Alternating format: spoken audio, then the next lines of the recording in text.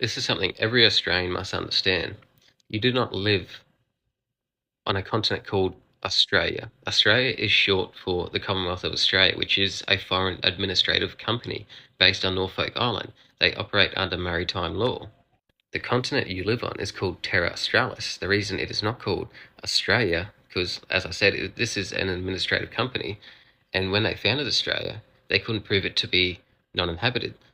The Aboriginal people, the First Nations people, have the supreme law of the land. They have supreme authority over any federal law, any federal policy, any federal legislation.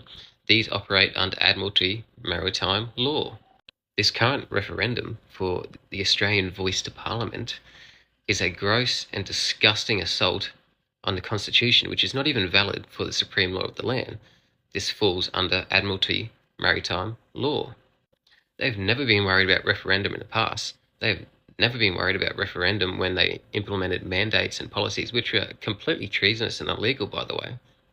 And this is why they are now calling for this referendum, because they want to, through legitimate manners under the maritime law, incorporate the First Nations people into the Admiralty Maritime Law Constitution of the Commonwealth of Australia, so they can strip away the supreme authority they have over the law of the land.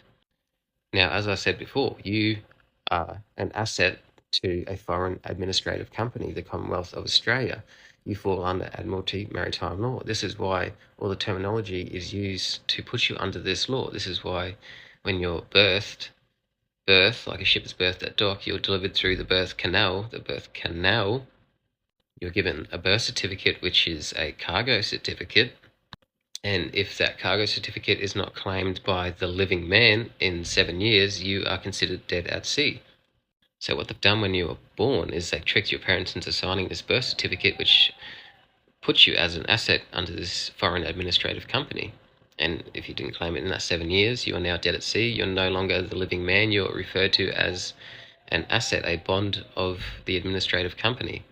So the only reason they can fine you, they can put you in jail, they can do anything under this foreign administrative company's policies and legislations is because you engage in contracts with them and you're complicit with it.